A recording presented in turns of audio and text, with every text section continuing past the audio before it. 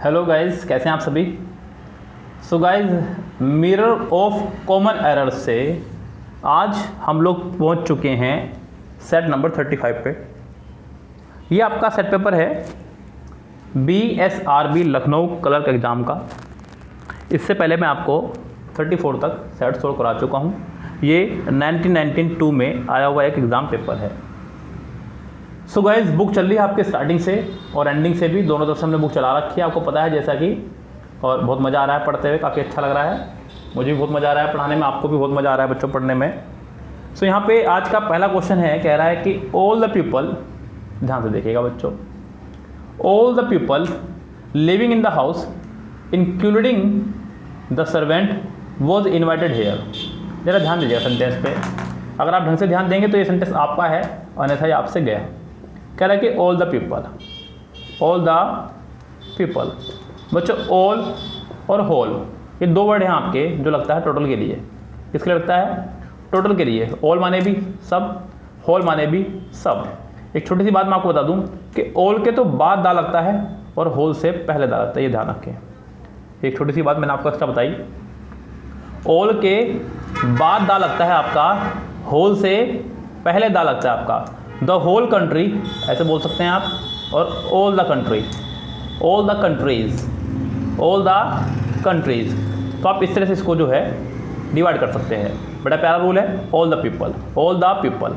तो बच्चों यहाँ पे वैसे तो कायदे की बात तो ये है कि ऑल के साथ में अगर मैं खाली वर्ब की बात करूँ तो सिंगुलर वर्ब और प्लूरल वर्ब दोनों ही आया करती हैं। आप ये भी कह सकते हैं कि ऑल इज़ वेल, आपने एक गाना सुना होगा आमिर खान जी का, आप ये भी कह सकते हैं all are well, all are well.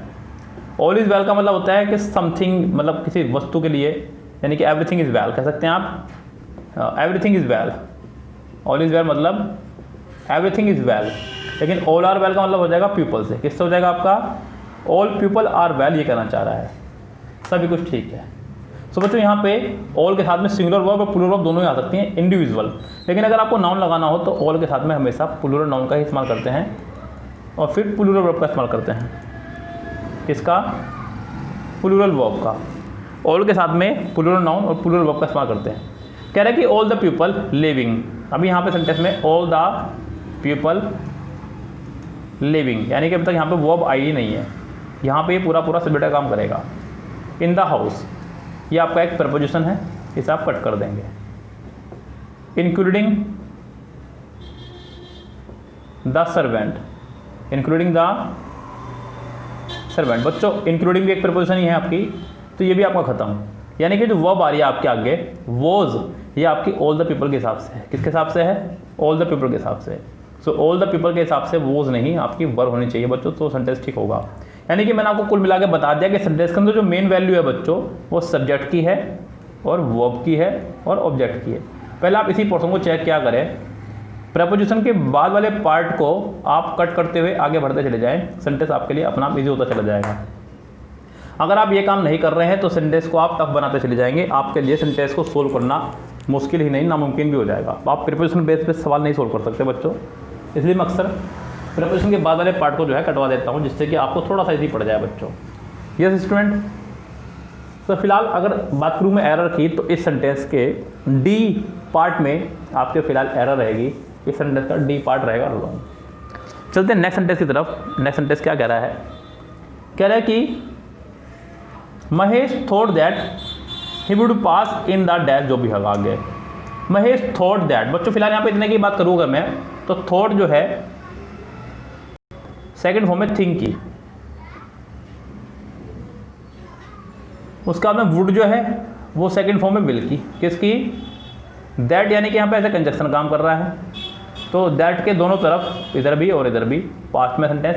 अभी तक तो यहाँ पे कोई दिक्कत है नहीं, यानी कि सेंटेंस में अभी तक कोई प्रॉब्लम नहीं आई है। एग्जामिनेशन, ऑल दो ही डिड नॉट, आगे भी डिड नॉट आ गया है, तो मुझे इसमें भी कोई दिक्कत आपको नहीं लग रही है। आगे बढ़िए। He did not answer most of the questions correct. बच्चों, most of the question correct नहीं, correctly. Most of the question correct की जगह आपको करना होगा करेक्टली, तो ये सेंटेंस आपका करेक्ट होगा, अन्यथा सेंटेंस आपका रॉन्ग ही बना रहेगा। ये बच्चों ध्यान दीजिएगा यहाँ पे।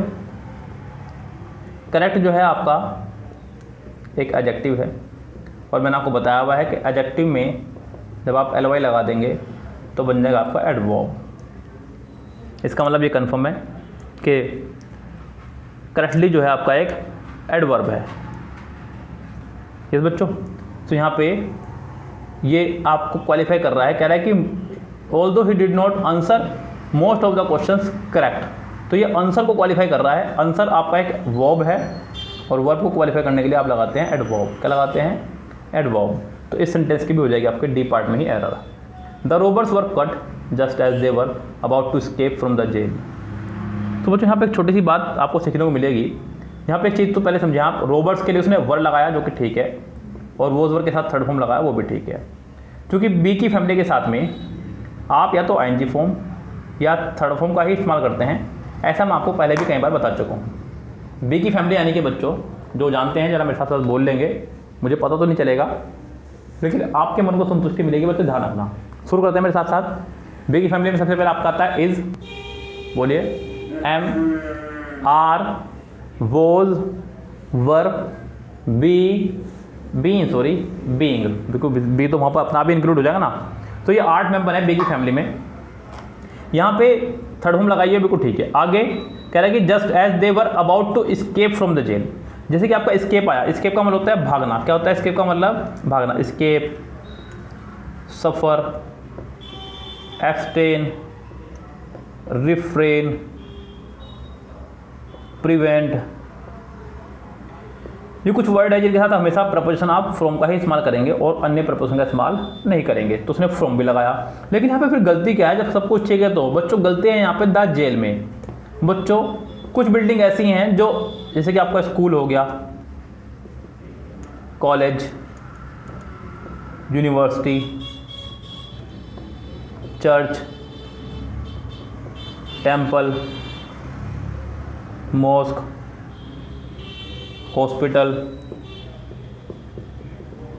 जेल, प्राइजन, तो ऐसे बहुत सारे वर्ड है बच्चों।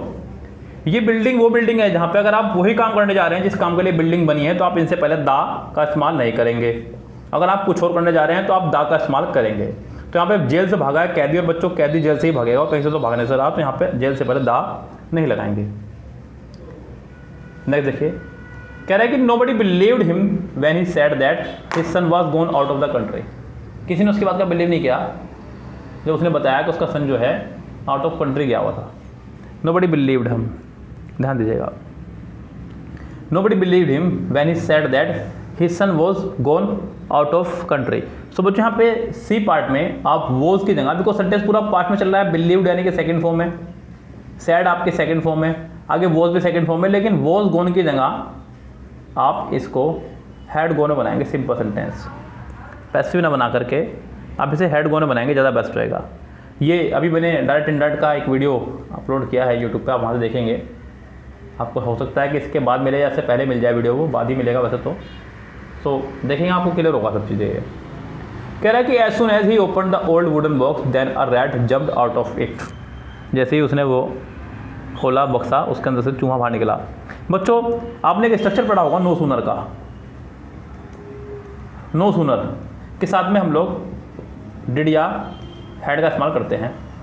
डिड के साथ में subject plus first form, had के साथ में सब्जेक्ट प्लस वर्ब की थर्ड फॉर्म। इससे नेक्स्ट पार्ट में जो है देन का इस्तेमाल करते हैं, subject plus second form. No sooner का ही भाई है आपका एज सुन एज। क्या है आपका? As soon as. जब आप नो सूनर ना लगाना चाह रहे हो आप एज सुन एज लगा सकते हैं, लेकिन एज सुन एज आपका एक अफर्मेटिव पोर्शन है। क्या है ये? अफर्मेटिव। इसके बाद पहली बात तो हेल्प मी कंपनी आएंगी, सबसे इंपॉर्टेंट। और यहाँ पे साथ ही साथ देन भी आपका नहीं आएगा, देन भी आपका नहीं आएगा, ये ध्यान रखें बच्चों। तो बच्चों एक और रीज़न भी है इसके पीछे, वो मैं आपको बता दूं। ये तो मैंने आपको बताया था नो सूनर से। एक रीज़न और भी है आपकी, दो तरह की कंजक्शन होती है आपकी, conjunction of reason, conjunction of reason और conjunction of result. Conjunction of reason और conjunction of result. Conjunction of reason में आपके आ रही है जैसे कि एज, या फिर आपने कहा पूरा एज सुन एज, या फिर आपने कह दिया बिकॉज,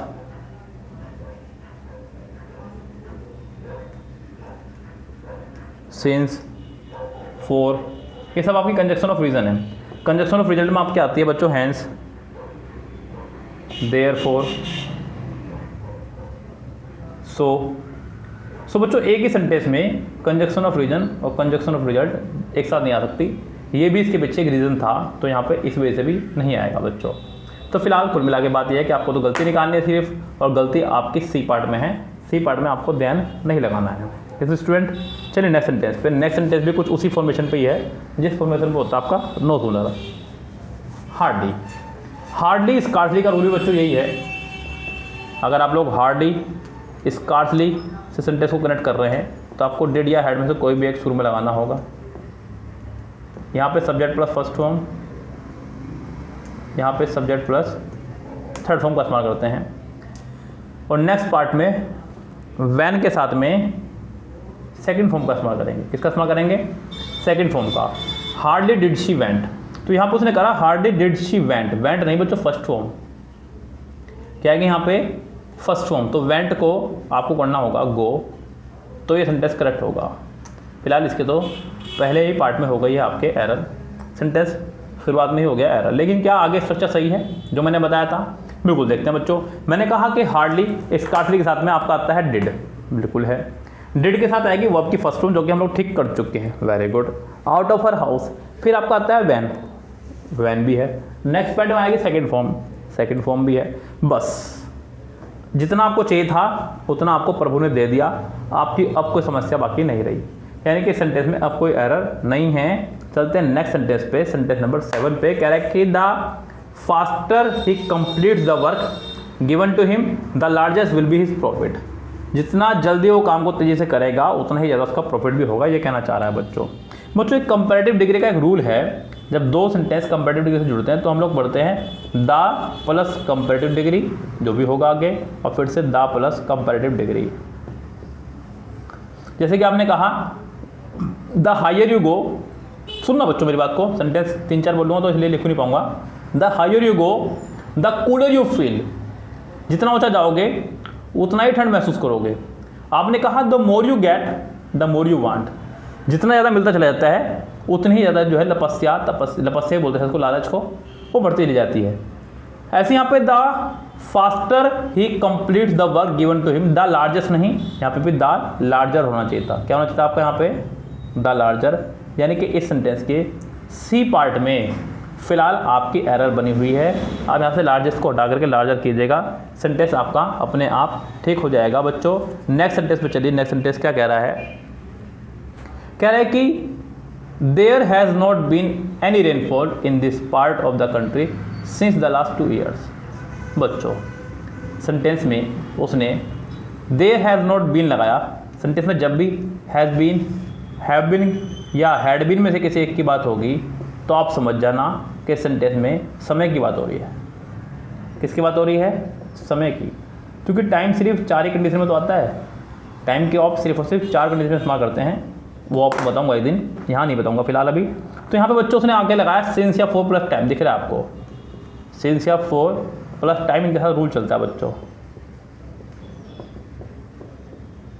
यहाँ पे चलता है पॉइंट ऑफ टाइम। क्या चलता है आपका? Point of time. यहाँ चलता है पीरियड ऑफ टाइम।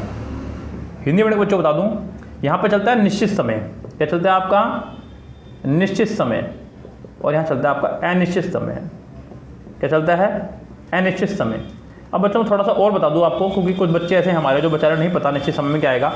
बच्चों निश्चित समय यानी कि जैसे कि आपने कहा मंडे, सो मंडे जो है मैं आपसे कहने लगूँ कि बच्चों मैं आपको जो है यूट्यूब पे प्रोफेसर का लेक्चर वेडनेसडे पढ़ाऊंगा, तो आप इस बात का अंदाजा इस बात से लगाएंगे कि वेडनेसडे मतलब जो परसों आने वाला है। परसों है, कल ही है, शायद कल ही है वेडनेसडे। तो आप इस बात का अंदाजा इसी बात से लगाएंगे बच्चों। ऐसे नहीं कि आप कौन सा वेडनेसडे समझेंगे। मैंने कहा कि मैं आपको 2 बजे ये लेक्चर अपलोड कर दो, तो 2 बजे से मतलब आज दोपहर 2 बजे, कल दोपहर 2 बजे नहीं। हमने कहा कि हम आपको 2022 तक पढ़ा देंगे, तो 2022 मतलब ये वाला जो आने वाला है। अब तो दोबारा कभी आएगा, तब तक तो हम जीवित भी नहीं बचेंगे। तो निश्चित समय यानी कि 2 बजे मंडे 1991, 92, सुबह, दोपहर, शाम, ये। और अनिश्चित समय के अंदर आपका आ जाएगा 2 घंटे से, 2 सालों से, 2 दिनों से, इस तरह से। तो यहाँ पे सिंस की जगह आपको 4 लगाना होगा डी पार्ट में, फॉर द लास्ट 2 years, पिछले 2 सालों से। पता नहीं कौन से 2 साल, यहाँ पे कुछ क्लियर नहीं हो रहा है आपका। नेक्स्ट में कह रहा है कि he he has not only built this big theatre but he also built a few bungalows in this city. बच्चों यहाँ पे सेंटेंस में एक चीज़ आपको देखनी होगी नए सेंटेंस में जो ज़्यादा अच्छा रहेगा। मैंने आपको बताया है कि नॉट ओनली बट ऑल्सो का जो स्ट्रक्चर है वो अपने साथ सेम फॉर्म से लेकर चलता है। ये बच्चों नॉट ओनली बट ऑल्सो का जो स्ट्रक्चर है वो अपने साथ बिल्कुल सेम स्ट्रक्चर लेकर चलता है। सेम स्ट्रक्चर से मतलब है जो चीज़ नॉट ओनली के पास होगी वही बट ऑल्सो के पास होगी, या फिर कह सकते हैं जो चीज़ बट ऑल्सो के पास होगी वही चीज़ नॉट ओनली के पास भी होगी। अगर मैं नॉट ओनली वाले पार्ट की बात करूँ तो नॉट ओनली वाले पार्ट में हैज़ आया है प्लस थर्ड फॉर्म, जबकि बट ऑल्सो वाले पार्ट में सिर्फ और सिर्फ आपको सेकंड फॉर्म दी गई है। पहली बात तो ये कि हैज़ लगाने से ये सेंटेंस तो लग रहा है देखने में प्रेजेंट, और सेकंड फॉर्म लगाने से ये सेंटेंस लग रहा है देखने में आपका पास्ट। सबसे बड़ी मिस्टेक तो यही है बच्चों। मैं आपको बता चुका हूँ एक ही सेंटेंस के अंदर या तो सेंटेंस प्रेजेंट में चलेगा या सेंटेंस पास्ट में चलेगा। ये बच्चों आप दो अलग अलग चीज़ें एक ही सेंटेंस में नहीं दे सकते। तो बट ऑल्सो वाले पार्ट में आप यहाँ पे ही हैज़ कर दीजिएगा तो ज़्यादा अच्छा रहेगा। He has also built a few bungalows in this city, ज़्यादा बेटर रहेगा। इसका आपका सी पोर्शन हो जाएगा फिलहाल wrong. Kunal's father advise him not to ride the motorcycle lately at night. Kunal के फादर ने उसको एडवाइस दिया है कि रात को जो है देर तक बाइक नहीं चलाया करो, ये कहना चाह रहे हैं बच्चों। लेटली का मतलब होता है रिसेंटली। क्या होता है? रिसेंटली यानी कि हाल ही में, जबकि वो कहना चाह रहा है लेट देर तक, वो समय के लिए कह रहा है। तो बच्चों यहाँ पे आप लेटली की जगह लेट का इस्तेमाल करेंगे। किसका इस्तेमाल करेंगे? लेट का, नॉट लेटली। तो फिलहाल इस सेंटेंस के आपके डी पार्ट में एरर बनी हुई है। सो बच्चों ये था आपका मिरर ऑफ कॉमन एरर से सेट नंबर 35। अभी तक मैं आपको 35 सेट सोल्व करा चुका हूँ आगे से, और पीछे से तो कोई गिनती नहीं है। 100 प्लस वीडियोस हमारी मिरर ऑफ कॉमन एरर पड़ी हुई है, और ये प्रूफ है साफ साफ कि हमने कितनी लगन और कितनी मेहनत से आपको पढ़ाया है बच्चों। कंटिन्यू अभी भी डाल रहे हैं। अभी तक इतनी तेज़ी से वीडियो और इतनी सारी वीडियो किसी भी चैनल ने नहीं अपलोड की होंगी। 2-4 वीडियो डाल करके लोग बात थक जाते हैं अपने व्यूज़ देख करके, लेकिन हम लोग थके नहीं अपने व्यूज़ देख करके भी। हालांकि इतनी ज़्यादा तो ख्याति हमने भी प्राप्त नहीं करी व्यूज़ के क्षेत्र में, लेकिन बच्चों आपका सहयोग यहाँ पर ज़रूरी है। अगर इस क्षेत्र में नहीं ख्याति प्राप्त करी तो कहीं ना कहीं बच्चों अब काम आपके हाथ में रह गया है। मेरा काम तो वीडियो बनाने के बाद ही खत्म हो जाता है। आप लोग जो वीडियो देख के जाए तो कम से कम लाइक तो करके जाया करें वीडियो को बच्चों। कमेंट बॉक्स में कमेंट करके जाया करें, वीडियो के प्रति अपना रिव्यू दिया करें कि आपको वीडियो कैसी लगी, जिससे कि कोई नया व्यूवर्स जो आए तो वो भी टिके यूट्यूब पर, उसको पता चले कि ये बंदा कैसा पढ़ा रहा है। ओके बच्चों, और आप लोग अभी भी जो बच्चे सब्सक्राइब नहीं किए हैं चैनल को सब्सक्राइब कर लीजिएगा, जिससे कि आपको आने वाली वीडियोज़ के नोटिफिकेशन मिल सके। ये बच्चों फिलहाल चलते हैं, लेते हैं आपसे विदा। Goodbye, have a nice day.